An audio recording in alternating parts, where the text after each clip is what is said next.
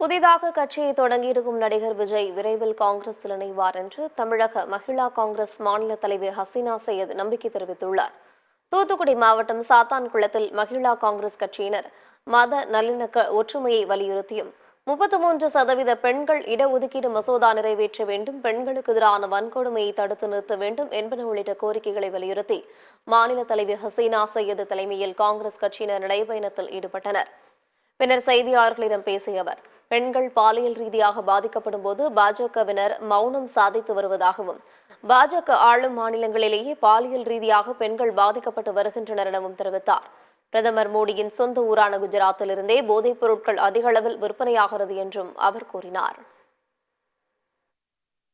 ஆனால் ஒரு வார்த்தை இவர்கள் பேசுவதில்லை. பெண்களுக்கு என்று எங்கெல்லாம் அநீதி இழைக்கப்படுகிறதோ, ஹத்ரஸ் ஆகட்டும், லக்கிம்பூர் ஆகட்டும், எங்கெல்லாம் உத்தரப்பிரதேசத்தில் தான் பெண்களுக்கு எதிரான வன்கொடுமைகள் அதிகம், பாலியல் வன்கொடுமைகள் அதிகம்.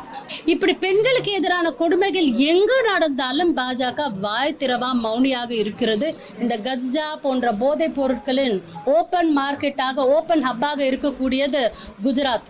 நமது மாண்புமிகு பாரத பிரதமரின் ஊர் என்பதை அறிந்து கொள்ள வேண்டும். எனக்கு பின்பு ராகுல் காந்திஜி அவர்களை சந்தித்தவர் விஜய், நமது நடிகர் விஜய் அவர்கள். அவருக்கு அப்போதே காங்கிரஸ் மீது ஈடுபாடு உண்டு, பற்றுண்டு. அவர் அப்போதே எங்களுடைய இளைஞர் காங்கிரஸில் இணைந்து பணியாற்ற விரும்பினார். ஆனால் அதற்கான சூழ்நிலை ஏதோ ஒரு காரணத்தினால் அமையவில்லை.